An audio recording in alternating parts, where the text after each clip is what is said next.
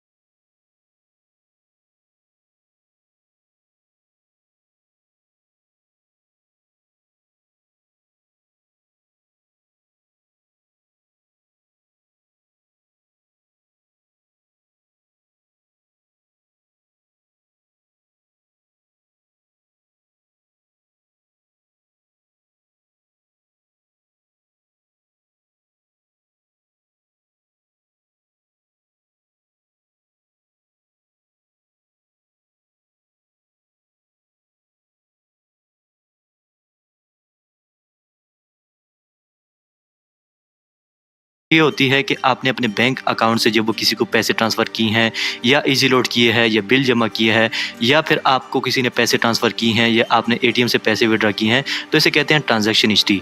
तो ये हिस्ट्री आप कैसे चेक कर सकते हैं? इसके लिए सिंपल आपने क्या करना है, अपने मोबाइल के अंदर जो वो नेशनल बैंक ऑफ पाकिस्तान की ऐप को ओपन करना है। ऐप को ओपन करने के बाद आपने ऐप में साइन इन हो जाना है। उसके बाद यहाँ पर आप ये होती है कि आपने अपने बैंक अकाउंट से जब किसी को पैसे ट्रांसफ़र किए हैं या इजी लोड किए हैं या बिल जमा किए हैं या फिर आपको किसी ने पैसे ट्रांसफ़र किए हैं या आपने एटीएम से पैसे विड्रॉ किए हैं, तो इसे कहते हैं ट्रांजैक्शन हिस्ट्री। तो ये हिस्ट्री आप कैसे चेक कर सकते हैं? इसके सिंपल आपने क्या करना है, अपने मोबाइल के अंदर जो वो नेशनल बैंक ऑफ पाकिस्तान की ऐप को ओपन करना है। ऐप को ओपन करने के बाद आपने ऐप में साइन इन हो जाना है। उसके बाद यहाँ पर आप ये होती है कि आपने अपने बैंक अकाउंट से जब किसी को पैसे ट्रांसफ़र किए हैं या इजी लोड किए हैं या बिल जमा किए हैं या फिर आपको किसी ने पैसे ट्रांसफ़र किए हैं या आपने एटीएम से पैसे विड्रॉ किए हैं, तो इसे कहते हैं ट्रांजैक्शन हिस्ट्री। तो ये हिस्ट्री आप कैसे चेक कर सकते हैं? इसके सिंपल आपने क्या करना है, अपने मोबाइल के अंदर जो वो नेशनल बैंक ऑफ पाकिस्तान की ऐप को ओपन करना है। ऐप को ओपन करने के बाद आपने ऐप में साइन इन हो जाना है। उसके बाद यहाँ पर आप ये होती है कि आपने अपने बैंक अकाउंट से जब किसी को पैसे ट्रांसफ़र किए हैं या इजी लोड किए हैं या बिल जमा किए हैं या फिर आपको किसी ने पैसे ट्रांसफ़र किए हैं या आपने एटीएम से पैसे विड्रॉ किए हैं, तो इसे कहते हैं ट्रांजैक्शन हिस्ट्री। तो ये हिस्ट्री आप कैसे चेक कर सकते हैं? इसके सिंपल आपने क्या करना है, अपने मोबाइल के अंदर जो वो नेशनल बैंक ऑफ पाकिस्तान की ऐप को ओपन करना है। ऐप को ओपन करने के बाद आपने ऐप में साइन इन हो जाना है। उसके बाद यहाँ पर आप ये होती है कि आपने अपने बैंक अकाउंट से जब किसी को पैसे ट्रांसफ़र किए हैं या इजी लोड किए हैं या बिल जमा किए हैं या फिर आपको किसी ने पैसे ट्रांसफ़र किए हैं या आपने एटीएम से पैसे विड्रॉ किए हैं, तो इसे कहते हैं ट्रांजैक्शन हिस्ट्री। तो ये हिस्ट्री आप कैसे चेक कर सकते हैं? इसके सिंपल आपने क्या करना है, अपने मोबाइल के अंदर जो वो नेशनल बैंक ऑफ पाकिस्तान की ऐप को ओपन करना है। ऐप को ओपन करने के बाद आपने ऐप में साइन इन हो जाना है। उसके बाद यहाँ पर आप ये होती है कि आपने अपने बैंक अकाउंट से जब किसी को पैसे ट्रांसफ़र किए हैं या इजी लोड किए हैं या बिल जमा किए हैं या फिर आपको किसी ने पैसे ट्रांसफ़र किए हैं या आपने एटीएम से पैसे विड्रॉ किए हैं, तो इसे कहते हैं ट्रांजैक्शन हिस्ट्री। तो ये हिस्ट्री आप कैसे चेक कर सकते हैं? इसके सिंपल आपने क्या करना है, अपने मोबाइल के अंदर जो वो नेशनल बैंक ऑफ पाकिस्तान की ऐप को ओपन करना है। ऐप को ओपन करने के बाद आपने ऐप में साइन इन हो जाना है। उसके बाद यहाँ पर आप ये होती है कि आपने अपने बैंक अकाउंट से जब किसी को पैसे ट्रांसफ़र किए हैं या इजी लोड किए हैं या बिल जमा किए हैं या फिर आपको किसी ने पैसे ट्रांसफ़र किए हैं या आपने एटीएम से पैसे विड्रॉ किए हैं, तो इसे कहते हैं ट्रांजैक्शन हिस्ट्री। तो ये हिस्ट्री आप कैसे चेक कर सकते हैं? इसके सिंपल आपने क्या करना है, अपने मोबाइल के अंदर जो वो नेशनल बैंक ऑफ पाकिस्तान की ऐप को ओपन करना है। ऐप को ओपन करने के बाद आपने ऐप में साइन इन हो जाना है। उसके बाद यहाँ पर आप ये होती है कि आपने अपने बैंक अकाउंट से जब किसी को पैसे ट्रांसफ़र किए हैं या इजी लोड किए हैं या बिल जमा किए हैं या फिर आपको किसी ने पैसे ट्रांसफ़र किए हैं या आपने एटीएम से पैसे विड्रॉ किए हैं, तो इसे कहते हैं ट्रांजैक्शन हिस्ट्री। तो ये हिस्ट्री आप कैसे चेक कर सकते हैं? इसके सिंपल आपने क्या करना है, अपने बैंक के अंदर जो वो नेशनल बैंक ऑफ पाकिस्तान की ऐप को ओपन करना है। ऐप को ओपन करने के बाद आपने ऐप में साइन इन हो जाना है। उसके बाद यहाँ पर आप ये होती है कि आपने अपने बैंक अकाउंट से जब किसी को पैसे ट्रांसफ़र किए हैं या इजी लोड किए हैं या बिल जमा किए हैं या फिर आपको किसी ने पैसे ट्रांसफ़र किए हैं या आपने एटीएम से पैसे विड्रॉ किए हैं, तो इसे कहते हैं transaction history. AI and web development is not only necessary but crucial. We must stay informed about where the industry is heading and what new technologies are being released. In 2013, Facebook introduced React, a groundbreaking technology to revolutionize web development and created countless job opportunities. Fast forward to 2023, and believe it or not, the official React documentation now suggests never to use plain React again. Instead, it recommends to build new apps by picking one of the React-powered frameworks popular in the community. Interestingly, the first framework that they recommend is none other than Next.js. And for that reason, I have prepared a special paid resource you can get completely for free, the ultimate Next.js 13 ebook that covers everything you need to know to become a professional Next.js developer.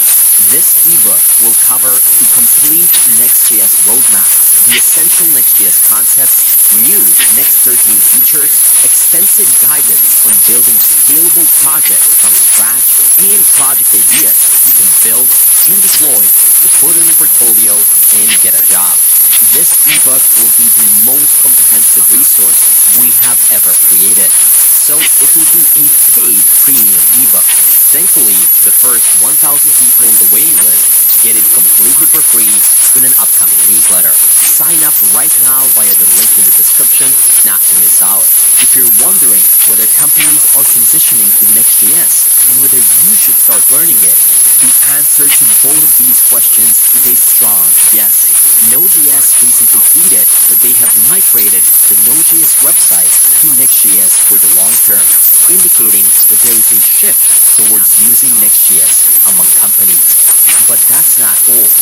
Many huge companies such as Netflix, TikTok, Twitch, Hulu, Notion, Target, and even Nike have adopted Next.js to develop their websites. The momentum of Next.js is remarkable. In upcoming months, you can expect to witness an increase in Next.js job opportunities like never before. Therefore, this is an ideal moment for you to acquire your Next.js skills and show the potential employers that you are prepared. And the best way to do that is to build your own modern Next 13 full stack application. Yep, you heard that right.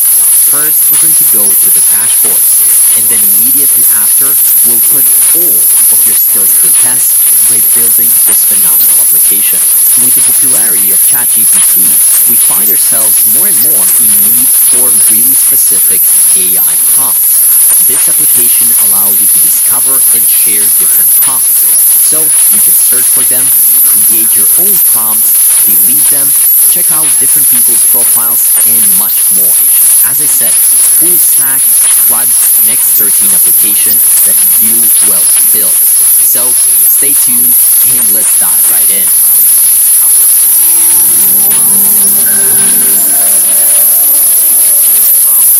Let me start with a very important first question. What does Next.js have that React doesn't? In simple words, Next.js simplifies the development process, and on top of that, it optimizes your web applications. It does that through its primary features. Let's explore them one by one. First on the list, rendering. It all begins with the rendering process. The primary distinction between React.js and Next.js lies in how they handle rendering. You may already know that React.js renders user interface on the client side, while Next.js performs server-side rendering. However, Next.js offers flexibility in rendering options. You can choose to render the UI on the client side or the server side according to your needs. Of course, the main question is, what is client-side and server-side rendering, and which one is better? Client-side rendering or browser rendering happens on the client's device, or the browser. When a user requests a web page, the server sends a basic HTML document and JavaScript code. The browser then downloads and executes the JavaScript code, which leads to the rendering of components and finally the display of the website. On the other hand, server-side rendering involves rendering the web page on the server before transmitting it to the client's device. When a user requests a page, the server processes the request and renders the components on the server side. The server then sends back the fully rendered HTML to the client's browser, enabling immediate display. This distinction highlights an essential aspect of web development: SEO, search engine optimization. Search engine crawlers face difficulty indexing pages dynamically rendered on the client side. As a result, SEO performance of such pages may suffer, as search engines may not fully comprehend their content and rank them appropriately. By utilizing Next.js, this issue is resolved by sending pre-rendered code directly to the client. This enables easy crawling and indexing by search engines, leading to the improved SEO. But now you might wonder, why should I prioritize SEO? SEO is crucial for optimizing website visibility and ranking in search engine results. By focusing on SEO, you can achieve several benefits, including increased organic traffic, enhanced user experience, credibility and trustworthiness, and competitive advantage due to higher search result rankings. Prioritizing SEO can greatly impact the success of your website and its online presence. The second great Next.js feature is routing. How do we create different page routes in React? We have to install an additional package called React Router DOM and then create a route in one of the files. That's pretty simple, right? But then how do we create routes in Next.js? Next.js uses a file-based routing system, which means that the routing is handled by the file system. Each folder in the app directory becomes a route, and the folder name becomes the route's path. For example, if you have a folder named About in the app directory, you can access that page at the /about path. Isn't that so easy? No need for external packages or complex configuration. You can create files for the routes you want and immediately open them within your application. Of course, we're going to explore this in much more detail later on once we dive into the build of our own Next.js application. Another huge Next.js feature is its ability to create full stack applications. From Next.js version 9, developers behind Next introduced a new feature called API routing, enabling the creation of serverless functions to handle API requests. Serverless APIs in Next.js are a way of creating API endpoints without the need for a traditional server. It allows us to build and deploy APIs without managing server infrastructure or worrying about scaling your server as the traffic increases. With this feature, you can create an API endpoint by simply creating a file called route.js in a specific folder within the app directory. This file and any routes that you have in the app directly corresponds to that route's API endpoint. Once again, we're going to dive deeper into that once we move to our real project. One of the vice presidents of developer experience at Vercel, Lee Robinson, mentioned in his blog post that moving from your typical React Express Webpack backend to Next.js resulted in removing 20+ thousand lines of code and 30+ dependencies while improving pod module reloading from 1.3 seconds to 131 milliseconds, which is 10 times less. Of course, in the demo that follows, we're going to show you how to utilize Next.js's full stack capabilities. The next feature on our list of awesome Next.js features is automatic code splitting. Code splitting is a technique that breaks down large bundles of JavaScript code into smaller, more manageable chunks that can be loaded as needed. That's the key word here, when needed. This reduces the initial load time of a website and optimizes the user's experience while browsing. While we can achieve full splitting in React, the process is manual. You have to do lots of configurations as your application grows. For example, you can use the lazy function from React to dynamically import the about component only when it's needed. You also use the success component to show a fallback UI when the component is being loaded. But in Next.js, this process is entirely automatic. No need for any code. The use of automatic code splitting by default will split pages into separate chunks. When a user navigates to another page, only the code required for that page is loaded, resulting in faster subsequent page creation. So, what's the takeaway? Front-end development has gone through various advancements in areas like linting, formatting, compiling, bundling, minifying, deploying, and many more. However, still more of the time spent configuring these tools, developers often lean to our framework that will take care of most of the process automatically, leaving them to concentrate on the actual code. That's where Next.js comes in, automating most of the remaining processes and letting us focus on building the essential business logic of the application. And for the end, Next.js's final advantage. It's still just React. Next.js is not an entirely new technology. It is still fundamentally built on top of React. Its purpose is to simplify certain tasks, allowing developers to concentrate on the core React code. Next.js manages a variety of features such as routing, code splitting, search engine optimization, and rendering automatically. This automation saves a considerable amount of time, reducing the effort required to build a React application from the ground up. To put it simply, Next.js is an extension of React that streamlines the development process by automating several functions, allowing developers to focus on what they do best, writing React code. In the end, it's all React. And with that said, hopefully you're now hooked for what Next.js has to offer.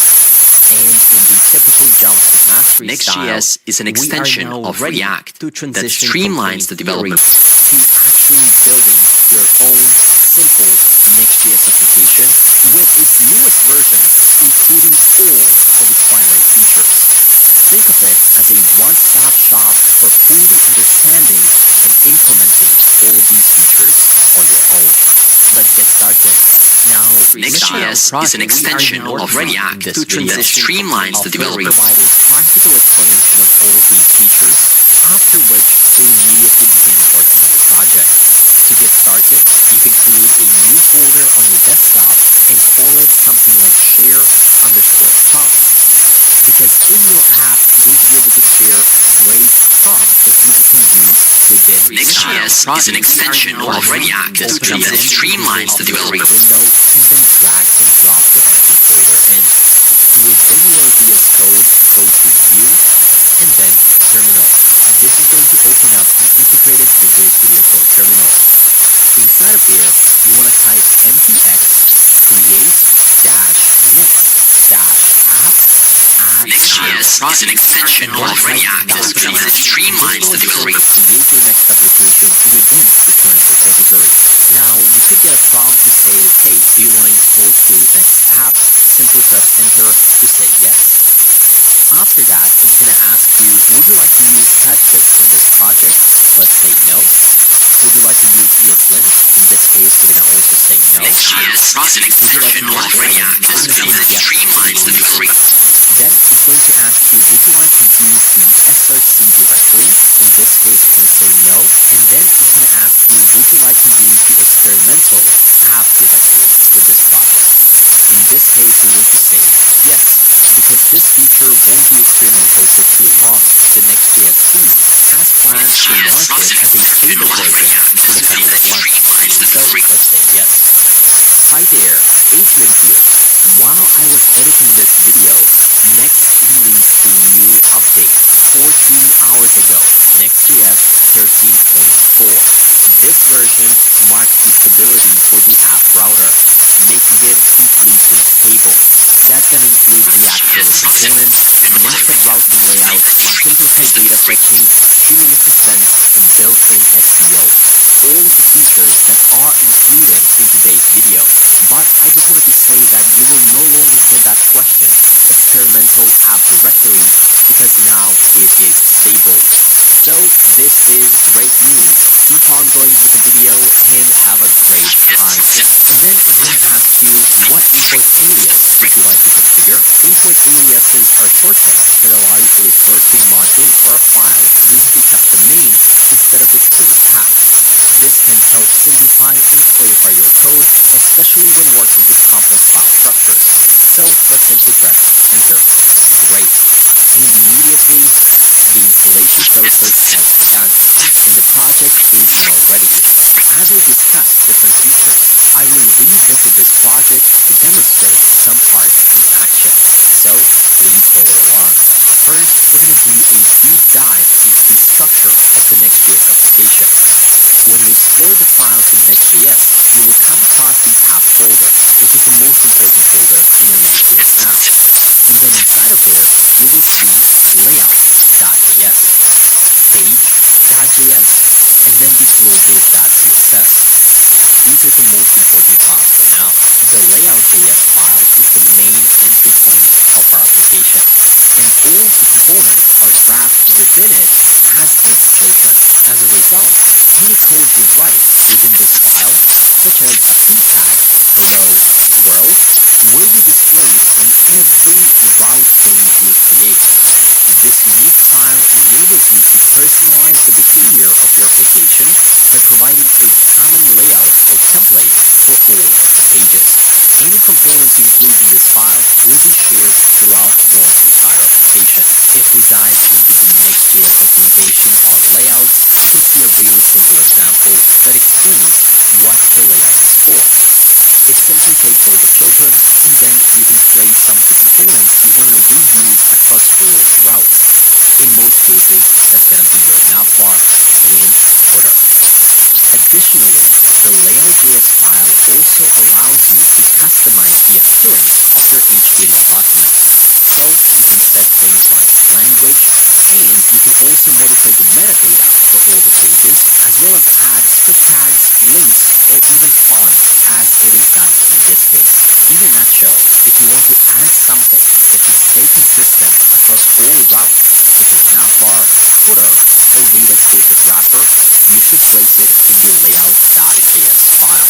Next to the layout, you have the page.js file. The purpose of the page.js file is that it simply represents the home page route of the application, i.e. it's what you see if you go to localhost 3000/. That is the page you see when you visit. In this case, it's just a typical boilerplate code. And next to the page, we have the global.css. That file contains the global CSS style of the entire application. In here, you can see that it has been inserted within the layout file, so every single route is very fixed. As you can see, in here we have the tailwind import. It will help us utilize tailwind within our application. Now, this page that you can see right here, even though it looks like a normal React functional component, it is being rendered as something known as a server-side component. React 18 and Next 13 introduced new ways to rendering your components. There are two environments where your application code can be rendered, the client and the server. By default, all components created in Next.js within the app folder are React server components, which means that Next.js leverages server-side rendering to enhance the initial page loading speed, resulting in improved SEO and user experience. Now, in case you want to turn that server-side component by default into a client-side one, you need to add the use client directive to top of your page to turn it into a client-side component. Using both the client component and server component allows us to leverage the benefits of server-side rendering while still utilizing React capabilities for creating dynamic and interactive user interfaces. This is an example of a typical server-side component. It is a simple component consisting of a navigation bar that has a logo and a search bar. It also has the main content with a p tag. As you can see, there is no use client directive, which means that this is a server-side component. Now, as discussed, to turn this into a client-side component, we need to use client on top. Whenever you're utilizing state or hooks like use state in React or other client-side management solutions, it is important to declare the component as a client-side component. State management in React is primarily handled on the client side, where the component state is managed and updated within the browser. So, if you're using any of the React hooks, use state, use effect, or anything similar, you need to add the use client on top. Otherwise, you're going to run into errors. Now, the most logical question you might have for me now is, when should I use server components and when should I transform them into client ones? Thankfully, Next.js's documentation page answers just that question. To simplify the decision between server and client components, we recommend using server components default in the app directory until you have a need to use a client component. Essentially, just keep doing what you're doing. When you have an error, just transform it into a use client component. Now, just below, they provide us with a table that explains on when you might want to use server components and when to use client components. Whenever you're fetching any data, like article, blog posts, or website data, you want to use server-side components. whenever you access any backend client side, whenever you use some custom hooks that depend on state, effects, or browser-only APIs, or if you use React class components. I hope that this provided you with just a bit of clarity on when you should use whenever you use some custom hooks that depend on state, effects, or browser-only APIs, or if you use React class components. Out of the box, I hope that this provided you then when you want to use some React client side when you should use whenever you use some custom hooks that depend on state, effects, or browser-only APIs, or if you use React class components. Out of the box, I hope that this provided you client side when you should use whenever you use some custom hooks that depend on state, effects, or browser-only APIs, or if you use React class components. Out of the box, I hope that this provided you client side when you should whenever you use some custom hooks that depend on state, effects, or browser-only APIs, or if you use React class components. Out of the box, I hope that this provided you client side when you should whenever you use some custom hooks that depend on state, effects, or browser-only APIs, or if you use React class components. Out of the box, I hope that this provided you client side when you should whenever you use some custom hooks that depend on state, effects, or browser-only APIs, or if you use React class components. Out of the box, I hope that this provided you let's do something more complicated. when you should whenever you use some custom hooks that depend on state, effects, or browser-only APIs, or if you use React class components. Out of the box, I hope that this provided you These include displaying when you should whenever you use some custom hooks that depend on state, effects, or browser-only APIs, something known as nested routing. And in reality, without SCS, it would look something like this. We have to import all of these pages, import React Router DOM, create the router and the routes, specify the routes that are right on the root route, and then we have to create the nested route as well. In this case, we have a /post, and then also /post. import all of these pages. Import React Router DOM. Now, create the router and the routes. Same structure Specify all we have to do is nest folder within each other. To achieve this routing, let's create a new folder in the app folder called post. Import all of these pages. We're gonna have Import React Router DOM. Now create the router and the routes. Structure. Specify Render a new React component, and then in here we're gonna render all the post.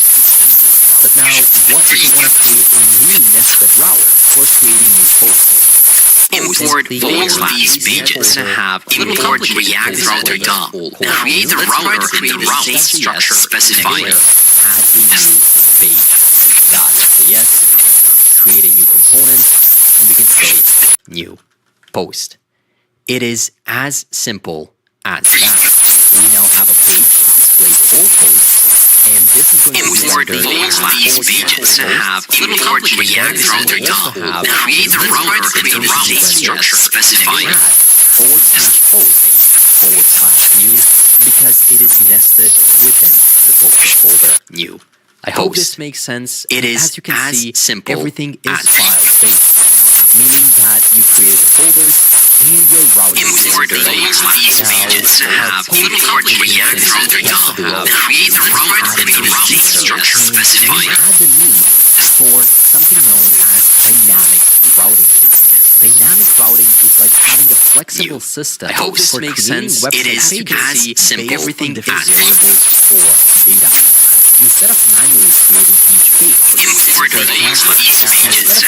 Import React Router DOM. Now create the router and the routes. Structure. Specify which is always going to be the same, sometimes we're going to need to create dynamic pages that allow our website to generate I hope this makes sense. It is as simple everything as- Expanding on the previous example of a blog application, let's say Import we all want to of create these a pages. dynamic route that Import displays the React details Router in the DOM. blog Create post the router and the routes. Structure. Specify /post ID pattern.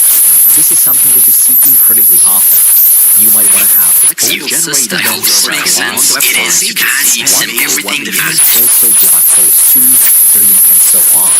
This is supposed to be Importantly, dynamic. If you now ignore idiots. we have the post route, the new route as before, but now we have the column post ID, meaning that this is going to render that dynamic route. Your system hosts make sense. It is because you send everything that we would take a similar approach of creating a folder, but this time we would wrap it inside square brackets. That means that we're going to go into post, and within post, we're going to create a new square bracket, and then we can call it post ID. Your system hosts make sense. It is because you send everything that folder, and then inside of there, we can create a regular page.js, which we're used to. Now, if we create a functional component, inside of this page, we're going to have access to that dynamic post ID variable, which means that we'll be able to dynamically render it and show special data. your system Once again, makes sense. It is because you send everything that not that long ago, I explained how the layout.js file can be used to render footers or navigation bars in every single page that you have. But Next.js has one additional trick up its sleeve. We created these new post routes in the post page. What you can do is you can create a new layout.js file inside of the subfolders as well, in this case post. The purpose of this file is to allow for the sharing of these routes. For instance, let's say you want to create a new React functional component that's going to have the logic of navigate to top. You want to have that button once you scroll down, you want to go back up. Well, let's say that you want to create a component that you want to reuse only on pages that are within the posts folder. Now you can do that. If you put the layout within the posts, it's going to be showing in the post ID, in the new post, as well as in all the posts. On top of introducing the new layout for each of the subfolders, you can now also add a new loader or loading.js file for each one of these subfolders as well. The loading is going to look something like this, where you can render some kind of a loading skeleton, meaning an example of the page while it loads, or it can be a general spinner. But just know, while this page here is being loaded, this loader here is going to show. Sometimes our websites are not going to load pages that are within the posts folder. Now you can do that. If you put the layout within the posts gracefully, it's going to be showing in the post ID, in the new post, as well as in all the posts. On top of introducing the new layout for each of the subfolders, you can now also add or loading.js file for each one of these subfolders as well. The only thing you have to do is create a new error.js file. This is going to automatically run when the error happens, and it's going to gracefully present the error to the user. A typical error file might look something like this. You're going to have a use time component pages that are within the posts folder. Now you can do that. If you put the layout within the post gracefully, it's going to be showing the post ID in the new post as well as in all the posts. On top of introducing the new layout for each of the subfolders, you can now also add or loading.js file for each one of these subfolders as well. Structure of a modern Next.js application. We discussed client and server-side components, routing, and all of these new special files that you can use to your advantage. There's just a couple more important concepts you need to go over before you build your own modern Next.js application. One of these important pages that are within the posts folder. Now you can do that. If you put the layout within the posts gracefully, it's going to be showing the post ID in the new post as well as in all the posts. On top of introducing the new layout for each of the subfolders, you can now also add or loading.js file for each one of these subfolders as well. With SSR, each request to the server triggers a new rendering cycle and data fetch, ensuring that the content is always up to date. Here is a quick example. We have an async function page where we try to fetch some data from the JSON placeholder API. Specifically, Look at the loaded pages that are at the folder to some now, and you can do that. And if you put the layout and the post gracefully, it's going to be showing the post IDs in the new post as well as in all the posts. On top of introducing the new layouts for each of the subfolders, you can now also add creating or loading .js file for each one of these subfolders as well. Static site generation, the only thing we have to do is remove this cache node store. That means that by default, Next.js uses static site generation. That means that by default, Next.js uses static site generation. It will automatically fetch Look at the loaded pages that are at the folder to some now, and you can do that. And if you put the layout and the post gracefully, it's going to be showing the post IDs in the new poster as well as in all the posts. On top of introducing the new layouts for each of the subfolders, you can now also add creating or loading .js file for each one of these subfolders as well. Instead of messing with the cache, we can provide an additional parameter here called next revalidate. Hence, it combines the benefits of SSR and SSD for dynamic content in static sites. With incremental static generation, you can specify certain data to be statically fetched from first time, not defining your own validation type differently. This means that the data will be cached without efforts from the new poster as well as in on top of introducing the new layouts for each of the subfolders, you can now also add creating or loading .js file for each one of these subfolders as well. When developing our own Next.js application. But before being able to develop our application, which is going to be a full stack app, we of course need to learn how to utilize full stack capabilities within the Next.js application. And for that, we can focus on the serverless route handler. As we discussed earlier, Next.js allows applications to manage tasks, including running the application content and using the streaming file-based routing system. Next.js allows us to handle significantly requests and develop package functionality without requiring maintenance servers. First of all, let's see what we have to do to make this simple GET request route using a regular Express.js server. We of course have to import over here dependencies such as Express, require them, and then create a new app.get route handler for /API/users. We can then fetch or create those users from the system database and then return them. And this is the important part. We have to make our application listen only at different ports because this is a server and only packets arrive when we accept the request. This example shows you how to create an Express.js application and define a route, a GET route for users, and then when the GET request is made to this route, executing the code and return the user.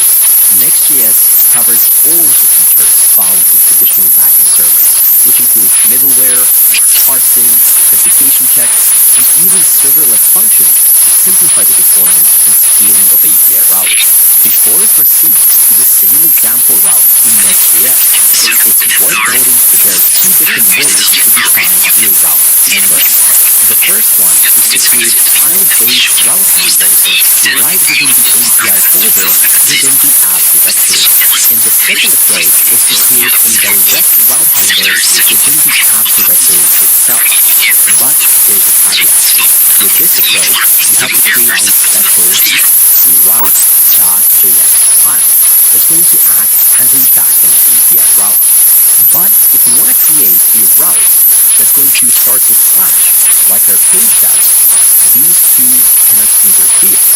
In the same fashion, if you wanted to create an API route for /host, you wouldn't be able to have a route within the host message space because Next.js won't know.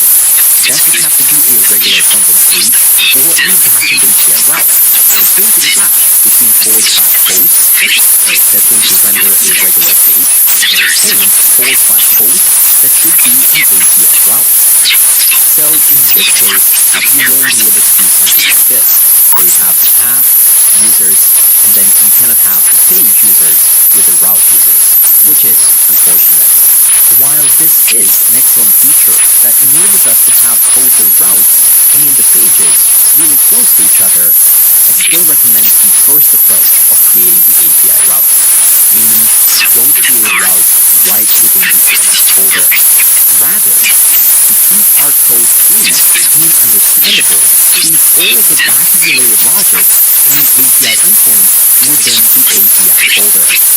This separation makes it clear that right here will be backend of your application and everything else you have is the frontend. So the process of creating a simple post API route would look like this. We have a regular API folder, inside of which we can create a users folder, and there we might want to do a route.js. This is now going to act as an API backend route. As the error, layout, loading stage, route.js knows that it is FAQ-ing, and just for that reason, it allows us to create those backend routes. Out of the box, Next.js supports the following HTTP methods: get, post, put, add, delete, head, and archive. Essentially, everything that you need. To create an HTTP method inside of the route.js file, the process is incredibly straightforward. You simply need to write a get function and begin implementing your backend logic within it. Export async function get, and then you return a response as if you were returning it to the regular Express server. In the same way, and in the same file, you can also use all other HTTP verbs. Now, let's return to that simple Express.js endpoint that I previously showed you. To create the endpoint with the same functionality in Next.js, the only thing you have to do is this. Export async function get the users, and then you return them. Isn't that convenient? There's no need to set up any extra additional Express configuration. Just concentrate on what you need to get to a specific endpoint, think about the business logic, and Next.js will handle all the other details. To witness this specific API in the browser, what do you think? Where do we need to go? Keep in mind, it is within tab, API, users, routes. That simply looks like this. HTTP, //localhost 3000 /API /users, and we have a route. That is it. As simple, straightforward, and intuitive as it can be. Congrats on coming this far at this Next.js crash course. There's just one more thing you need to learn before you're ready to create your own modern Next.js application, in which you're going to utilize all of these concepts together. And that is how to achieve an SEO of your Next.js application. Recently, Next.js has also introduced their new metadata API and provided us with two new ways of managing metadata: static and dynamic. To modify the metadata in a static way, you have to do something like this. You're going to have your regular page. The only thing you have to do, which is really cool, is from the file in which you export that specific page or a route, you also now can export a special object called metadata. And simply do say export cars metadata, and then you provide the title. The output is going to be the head element that's going to contain the title of home. Now, to bump that up a notch, we can also make use of dynamic metadata. That's going to look something like this. You can have an export async function called generate metadata that's going to get the dynamic parameters of a specific page. For example, the product ID.